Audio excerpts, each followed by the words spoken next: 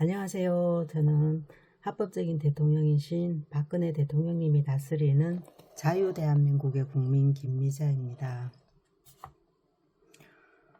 오늘은 박근혜 대통령님께서 지으신 나의 어머니 유경수 중에서 아름다운 인연을 위하여 라는 부분을 읽어드리겠습니다. 1973년 12월 24일 성탄절 전날이었다. 예년에 비해 혹독하게 추운 데다가 대설주의보마저 내려 신문에서는 춥고 미끄러운 성탄절 전날이라고 사회면 머릿기사로 보도하고 있었다. 3년 만에 한강이 얼어붙었다. 유교사는 이런 추위 속에 몸도 춥고 마음도 추운 불우한 사람들을 위로해 주려고 위문품을 갖고서 시립 남부병원을 거쳐 영등포 근로자 합숙소를 찾아갔다.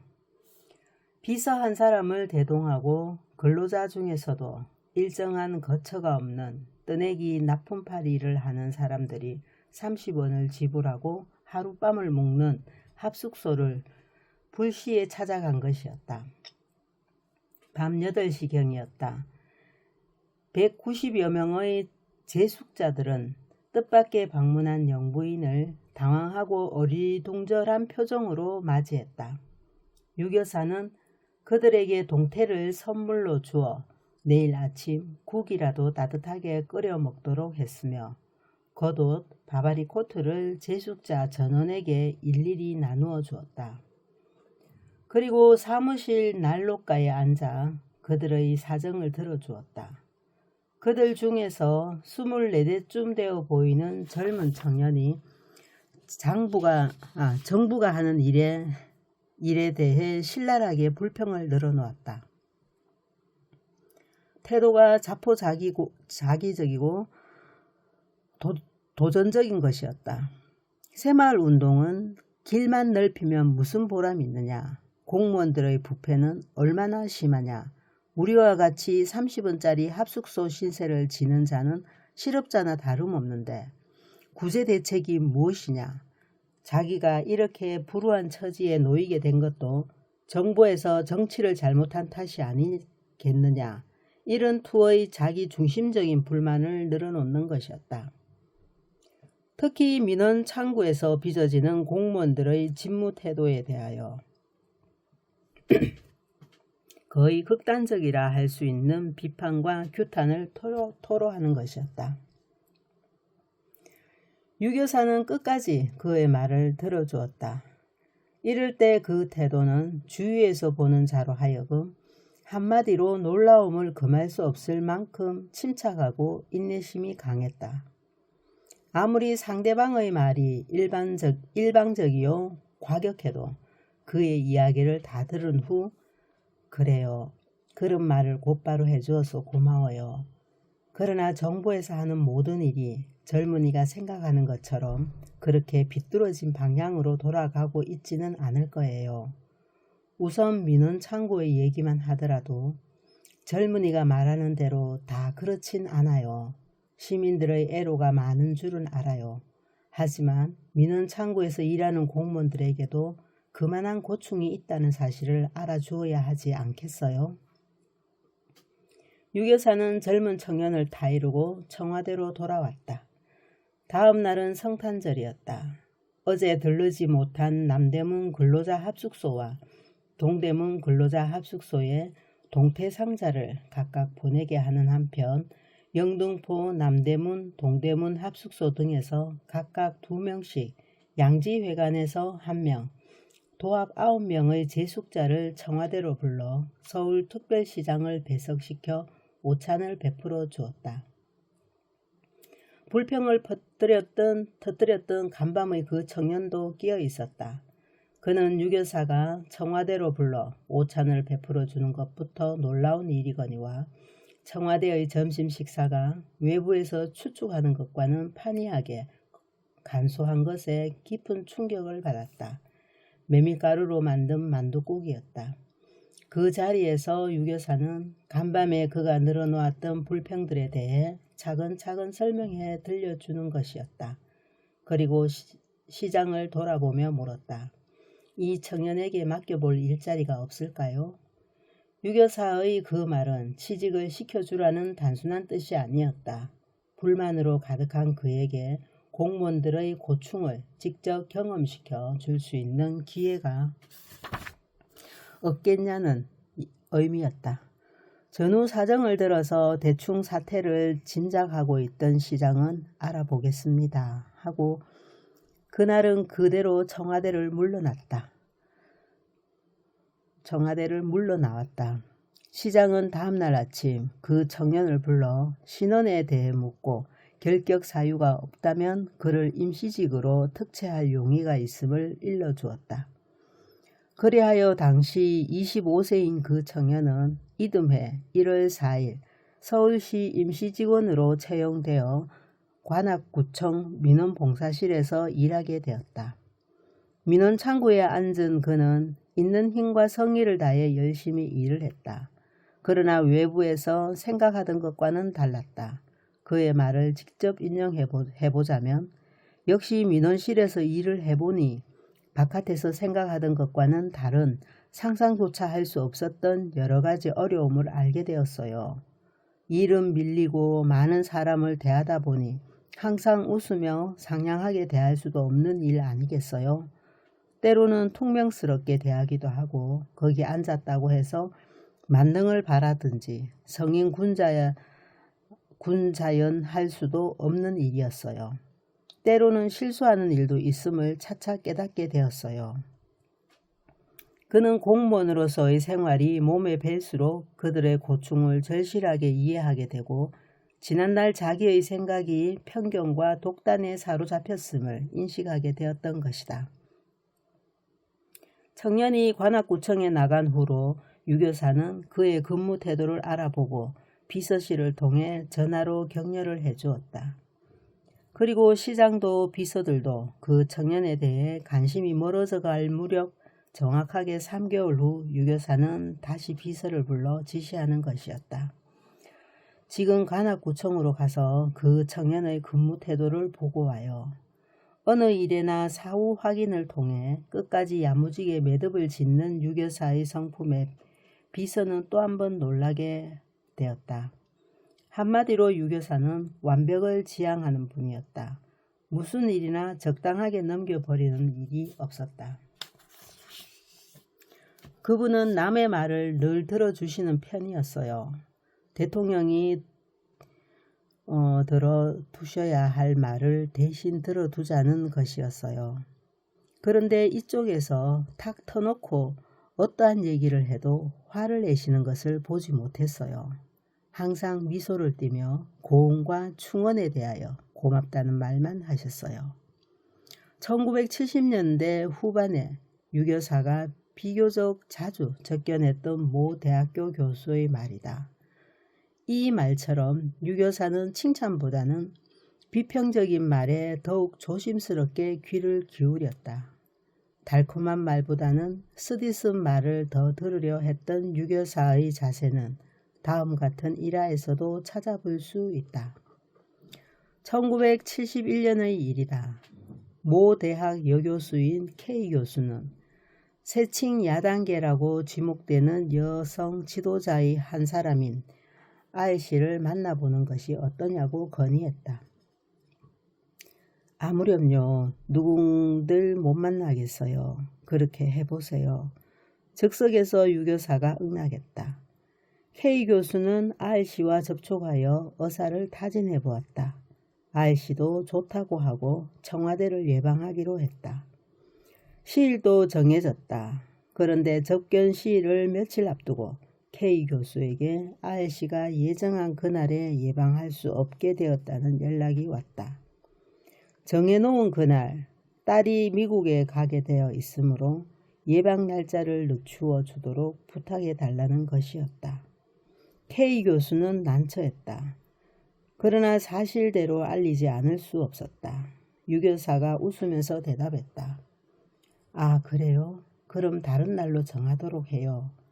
K 교수는 아이씨와 의논하여 또 날을 정했다. 그러나 두 번째 약속도 약속 날을 며칠 앞두고 갑자기 바쁜 용무가 있어서 그날 예방하지 못하겠다는 연락을 K 교수에게 알려왔다. K 교수는 더욱 난처했다. 그러나 이 사실을 청와대에 전하자 유 교사는 한결같이 순순히 받아들였다. 바쁘시겠죠. 네, 알겠어요. 그러나 그 다음 약속 때에도 R씨가 몸이 아파서 예방하지 못하겠다고 K 교수에게 알려왔다. K 교수는 그야말로 몸둘 바를 모르고 난처해했다. 이 사실을 유 교사에게 전하려고 전화번호판을 돌리는 손이 천근이나 되는 것 같았다. 라며 사실을 전해드리자 그래요? 수고 많았어요. 유 교사는 오히려 K 교수를 위로해 주는 것이었다. 그리고 병상에 있는 R씨에게 병위문의 꽃다발을 보냈다. 첫째, 무슨 일이든 끝까지 완벽하게 마무리한다. 둘째, 크고 작은 일을 가리지 않고 성의를 다한다. 셋째, 참을성 있게 일을 한다. 이 세 가지가 유 교사의 일관된 원칙이었다. 아버지의 반대로 전문학교 진학이 좌절되어 옥천 교동집에 머물렀을 때의 일이다. 아버지의 각별한 신임으로 유 교사는 격리를 보게 되었고 아버지는 열쇠를 유 교사에게 맡겼다. 자수성가한 지주요 완고하고 보수적인 아버지로서는 엄청난 결단이요 둘째 딸에 대한 전적인 신뢰를 뜻하는 일이었다. 가족들은 모두 놀랐다. 어머니는 그와 같은 남편의 결단이 기쁘고 반가운 일이기는 하지만 딸에 대한 근심이 앞섰다. 여학교를 졸업한 어린 딸이 복잡한 격리를 어떻게 처리할 수 있을까 염려했기 때문이었다. 교동집의 재산에 대해서는 구체적으로 아는 사람이 없었다. 흔히 만석군이라는 소문이 한간에 떠돌았다.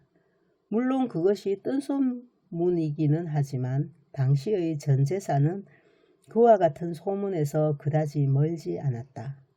이 재산을 관리하는 것이 아버지에게도 손쉬운 일이 아니었다. 도조를 받는 일이며 소작인 사이의 거래, 가게 등 격리서사를 두어도 복잡한 일을 유 교사는 찬찬하게 어김없이 정리했다. 아버지는 만족했고 신임이 더욱 두터워졌다. 하루는 아버지가 외출하고 없는 사이에 어머니가 급히 돈을 쓸 일이 있었다. 딸에게 달려가서 부탁했다. 예, 돈 좀 다오. 어머니로서는 무심한 부탁일 수 있었으나 유교사로서는 큰일이었다. 어머니, 아버지의 허락을 받지 않으면 금고문을 제 맘대로 열 수 없어요. 아니, 내가 열쇠 꾸러미를 안 가졌냐? 열쇠만 있으면 뭘 해요. 아버지의 허락이 있어야죠. 끝내 금고문을 열지 않았다. 유교사로서는 아무리 용도가 뚜렷한 돈을 어머니가 요구한다 하더라도 아버지의 허락 없이 마음대로 금고문을 열어 돈을 쓴다는 것은 아버지가 자기에게 맡긴 소임에 벗어난 일이라 생각했던 것이다. 더구나 이런 일이 자칫하면 부모님 사이에 불화의 씨앗이 될 수도 있는 것으로 그 점이 두려웠던 것이다. 아버지를 닮아 너도 구두쇠로구나. 어머니가 말로는 딸을 원망하는 듯한 표현을 했지만 딸의 그와 같은 행위가 무척 믿음직스러웠다. 영수는 어딜 가나 기움받고 잘 살 거야. 재산이 넉넉한 집안으로 시집가면 그대로 허세를 부리지 않고 더욱 충실하게 잘 살 거고 넉넉하지 못한 집안에 가도 알뜰하게 살림을 꾸려 초라하지 않게 불평 없이 잘 살아갈 거야. 그 시절에 어머니가 둘째 딸을 두고서 누구에게나 자랑삼아 하던 말이었다. 네, 오늘은 여기까지입니다. 우리 유영수 여사님 아름다운 인연을 위하여 부분이었는데 젊은 청년을 정말 이렇게 막 불만을 토해내는 그런 젊은 청년을 이렇게 다루는 정말 놀랍습니다. 그 이야기를 다 들어주고 또 직접 경험하게끔 해서 스스로 깨닫도록 만들어주는 시는 유영수 여사님의 어떤 가르침에 그게 이제 철학이 있으셨겠죠. 그 기준을 가지고 철학을 가지고 그렇게 행하시니까 할 수 있는 일이 아니었을까 생각됩니다. 그리고 또 놀라운 거는 보통 엄마가 그렇게 하면 뭐 보통 딸 같으면은 열어주지 않겠어요. 뭐 아버지하고 알고 같은 부모님이시니까 그래 생각할 건데, 그럼에도 불구하고 이제 공과 사를 분명히 구별하면서 어머니께 금고문을 열어주지 않으시고 자신의 해야 될 맡은 역할을 충실히 하셨다는 그 부분에 있어 갖고 이건 정말 보통 마음으로는, 보통 사람은 하기가 쉽지 않은 일이다는 생각이 듭니다. 그리고 그러니까 오히려 더 이제 부모님으로부터 신뢰를 받을 수 있고 그 어머니가 어디를 가든 당당하게 또 이렇게 자랑하실 수 있는 그런 딸이었다는 생각이 듭니다. 네. 그러니까 이 제목이 좋은 인연, 아름다운 인연을 위하여이잖아요. 그러니까 불만을 토로하는 사람도 그 사람의 스스로 불만을 깨닫도록 해서 이게 좋은 인연이 되도록 만들어 주셨던 것이죠. 어떻게 이런 걸 보면서 나에게 어떤 이렇게 좀 거칠게 나오는 사람이나 내 생각과 반대되는 사람을 어떻게 대해야 될까, 그런 점에 대해서 많이 생각해 보게 됩니다. 네, 하여튼 너무너무 배울 점이 많은 책입니다. 우리 유영수 여사님은 그렇게 생각대로 또 이렇게 사시고 하셨기 때문에 더 이렇게 그 모든 것들이 감동적이고 마음에 깊이 와닿는 것 같습니다. 마지막으로 유영수 여사님께서 원칙을 세우셨던 그 원칙을 한 번 더 읽어드리고 마치겠습니다. 첫째, 무슨 일이든 끝까지 완벽하게 마무리한다. 둘째, 크고 작은 일을 가리지 않고 성의를 다한다. 셋째, 참을성 있게 일을 한다. 네, 여기까지입니다. 감사합니다.